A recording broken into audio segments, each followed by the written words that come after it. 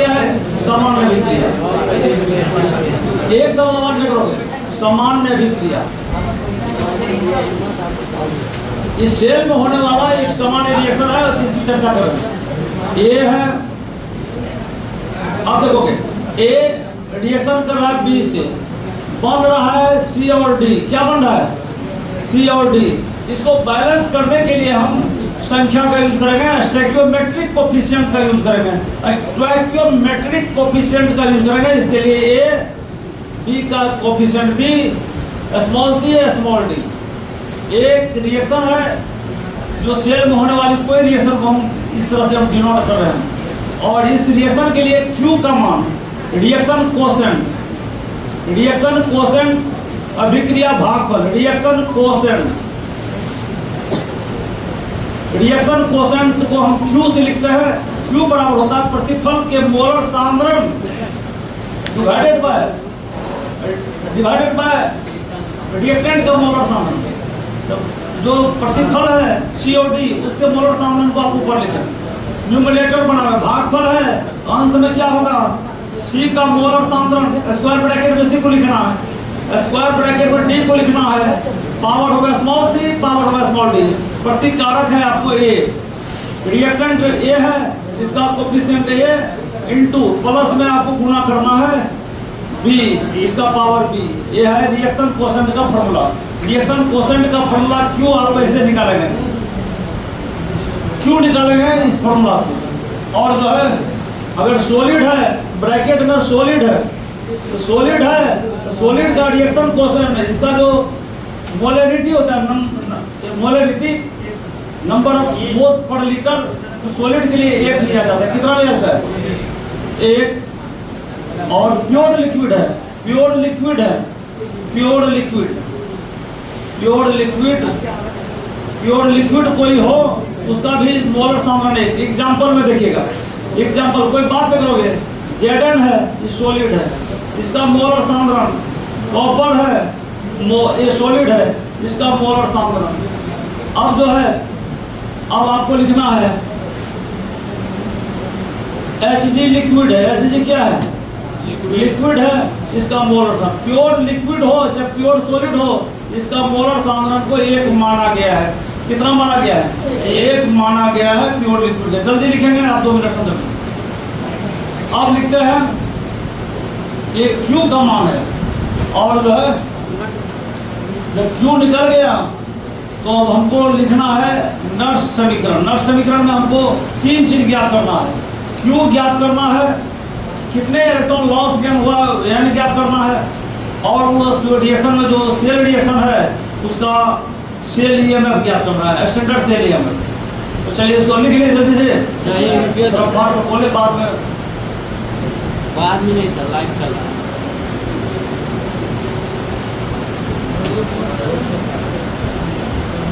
जिसको अब छूट गया वो बाद में लिखेगा, बाद में लिखेगा, जगह छोड़ दीजिए। मैं तो 10 मिनट हम लोग कहेंगे तो वीडियो लंबा हो जाएगा।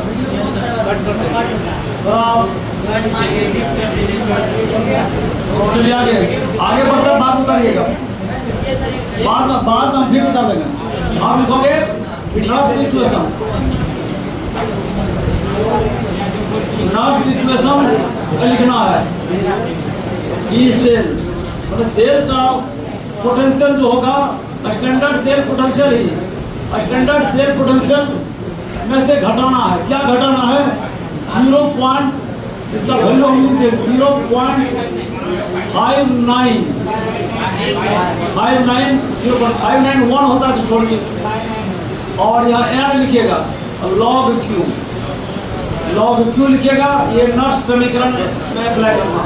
Q है तो Q का मान बढ़ाना, तो जल्दी लिखिएगा। Q का मान यहाँ पर समीकरण में जो निकाले थे वो लिखिएगा।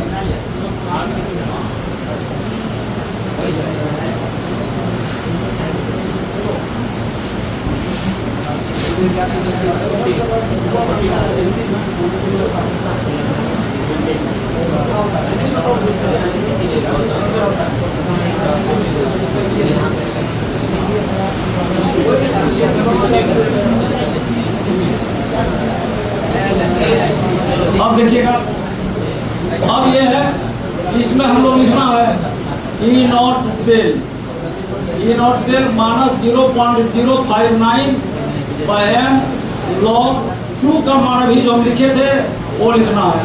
सी का molar concentration power C, D का molar concentration power D divided by A का रिएक्टेंट का मोलर सांद्रण कोएफिशिएंट ऑफ पावर बी है इसका पावर, इसमें बैठा देना है। एन चाहिए ये और 3 चीज चाहिए, इसका वैल्यू सेल का ईएमएफ स्टैंडर्ड सेल ईएमएफ और एन कितना इलेक्ट्रॉन लॉस या कितना गेन हुआ है वो निकालना है। तो हम इस पर एक सवाल दे रहे हैं, डेनियल सेल का एक सवाल दे रहे हैं, लिखोगे इसी को देख करके एक तो बनाइए, पहले 2 बनाइए, इसके बाद एनसीईआरटी बुक का भी जस्ट बनाना है आपको, 5 सवाल बुक से बनाना है। तो पहले हम एक 2 सॉल्व कर रहे हैं, लिखिएगा क्वेश्चन लिख लिए, लिखिएगा निम्नलिखित क्वेश्चन दे रहे हैं, निम्नलिखित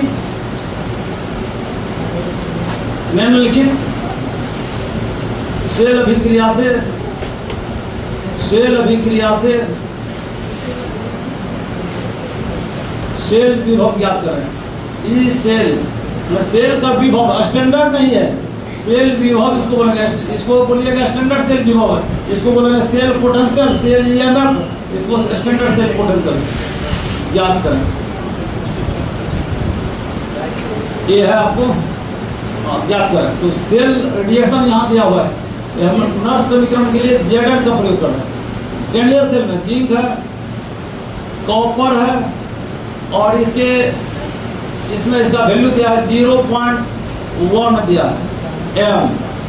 ये जो है कॉपर आयन की जो मोलैरिटी है, कॉपर आयन की जो मोलैरिटी है 0.1 एम है, आपको कुछ भी दिया रहेगा तो हम नहीं दे रहे। अब जिंक आयन है, जिंक सल्फेट में जो घोल है उसका जो है उसका कंसेंट्रेशन आपको दिया रहेगा, मान लिया 0.2 है, आपको दिया रहेगा, बुक से बना रहे हैं सवाल और आप लिख रहे हैं कॉपर सोडियम। ये सवाल आपको डेनियल सेल का है क्वेश्चन है, डेनियल सेल का क्वेश्चन है, इसमें मोलैरिटी बदल देगा तो आपको क्वेश्चन की संख्या सैकड़ों हो सकता है।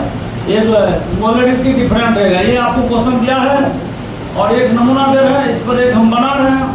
इस सवाल को कैसे सोल्व करेंगे कि सेल में अगर 1 एम रहता तो सीधे हम मानक सेल विभव निकालते।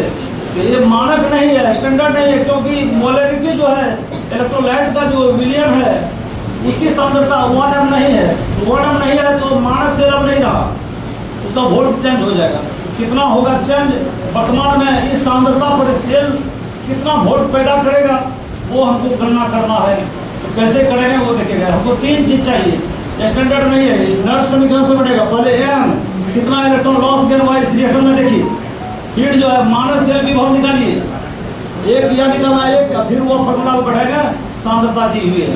तो चलिए हम लोग लिखते हैं, पहले लिखते हैं क्या, हल में लिखिए, क्वेश्चन है और लिखिए हल में लिखेंगे। तो पहले क्या निकालना है, ई नॉट सेल, क्या निकालना है, ई नॉट सेल निकालते हैं।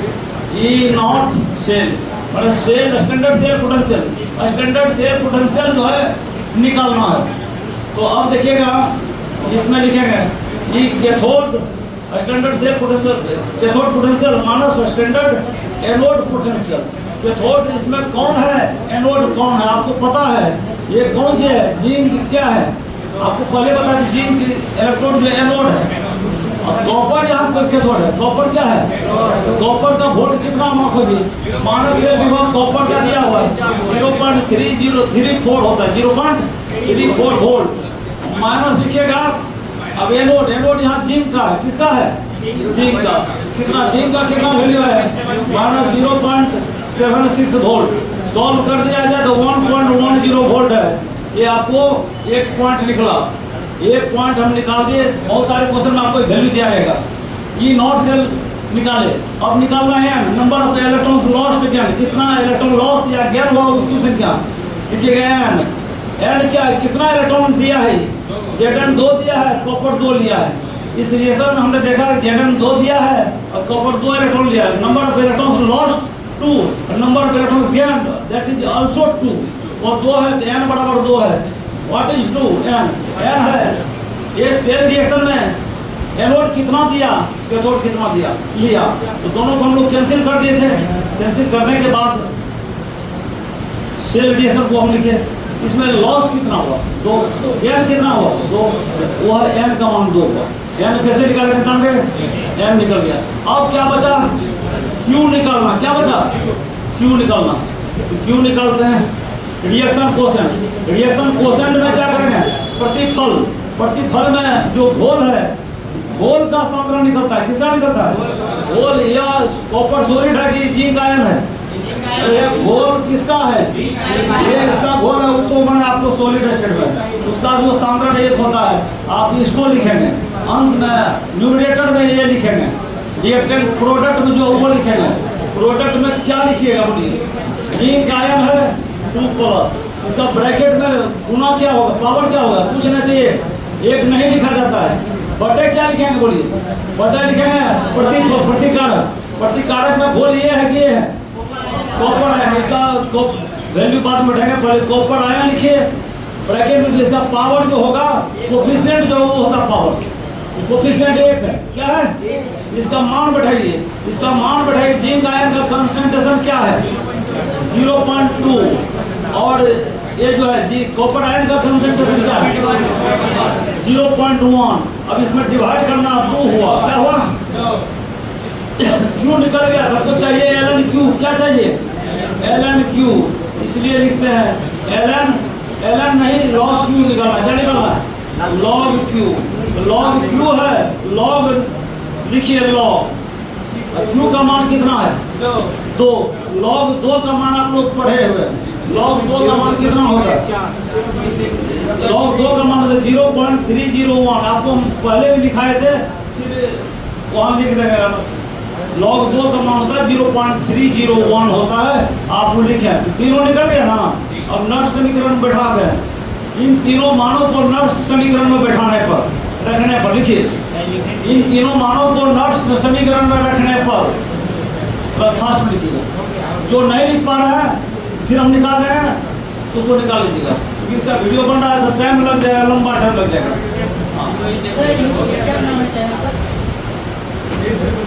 अब जो है यूट्यूब में खोजिएगा, गूगल सर्च कीजिएगा, शंभू सर का केमिस्ट्री क्लास पूर्णिया, समझे। और जो है नीट की जो भी तैयारी करेंगे 2 महीना लगेगा, 25,000 लेंगे। और जो है पहले उसका एक टेस्ट लेंगे, वो कुछ जानता है कि कास्टिक सोडा का सूत्र जानता है कि मोलर मास जानता है कि, अगर ये सब बता दिया 25,000 लेंगे और 2 महीना का टाइम में क्वालिफाई करा देंगे, केमिस्ट्री में क्वालिफाई करा देंगे, गारंटेड। चलिए, नहीं होगा तो हम पैसा रिफंड कर देंगे। नीट वाले के लिए अभी उसी का नेट रेट बढ़ा है, क्वेश्चन लीक हो गया है, समझे, लीक हो गया है। तो चलिए अब चलिए आगे देखें, आगे लिखें। आप लिखते हैं इन सभी मानों, इन तीनों मानों को नर्स समीकरण में रखने पर, putting all these 3 values in the equation of nurse समीकरण, नर्स इक्वेशन लिखिएगा, तो लिख के बैठाइए। हाँ, from Nernst equation, from Nernst equation,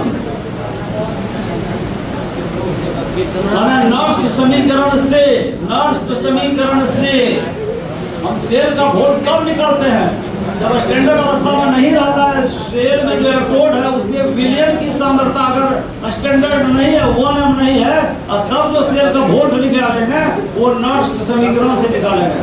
किससे निकालेंगे, नर्स समीकरण से निकालेंगे। तो लिखिएगा ई सेल, ये मानक सेल विभव नहीं है, दिए गए सांद्रता पर सेल का विभव निकाला, E not cell, standard cell potential -0.059 by लिखना है n log q। अब इसमें बैठेंगे, इसका मान कितना बैठेगा 1.10 वोल्ट -0.059, n का मान कितना 2, log q आप निकाल चुके हैं, log q निकाले हैं 0.301। अब इसको गुना करके भाग देना, एक लाइन और हम बढ़ा दें 1.10 वोल्ट हमारे इसमें भाग दे 0.02 है 995 आएगा, इतना आएगा 0.301 वोल्ट। अब इसको कैलकुलेशन कर लेते हैं, कैलकुलेशन कर लेते हैं। ये जो है तो कितना है कैलकुलेशन में आप बोलिएगा हाँ 0.0 लिखिएगा 0.0295 इंटू क्या है 0.301 गुना कर दीजिए तो बराबर कितना हुआ लिखिए 1.10 वोल्ट माइनस आ गया आपको 0.0088 कितना वोल्ट अब घटा दीजिए घटाइए जो आएगा वो लिखिए माइनस कितना है 1.10 तो कितना आया 1 वोल्ट लिखिएगा वो तो हम अपना सॉल्व किए 0.91 अब ये देखिए ये वोल्ट आया वोल्ट घट चुका है सेल का वोल्ट घट गया अगर स्टैंडर्ड अवस्था में आता तो 1.1 वोल्ट होता वो स्टैंडर्ड अवस्था में नहीं है वो सेल जो वोल्ट कितना दे रहा है एक समय ऐसा आएगा सेल का वोल्ट 0 हो जाएगा उस अवस्था को कहते हैं साम्य अवस्था क्या कहते हैं साम्य अवस्था में सेल का वोल्ट 0 हो जाता है सेल से कोई विभव पैदा नहीं होगा और सेल कोई एनर्जी नहीं देगा चलिए इसलिए इसको अब बुक से बनाना है 2 सवाल बुक से बनाना है एनसीईआरटी बुक का हम लोग हेल्प ले रहे हैं एक नमूना दिए थे आपको यार 1 मिनट रुकिए चलिए एनसीईआरटी बुक निकालिए जल्दी से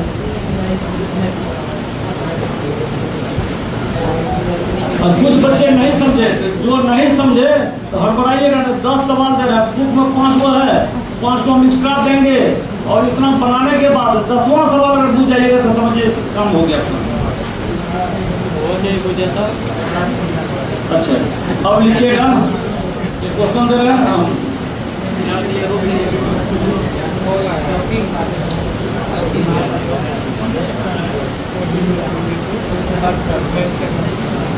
अरे भैया जो छूट गया है ना बाद में फिर निकाल देंगे फिर बता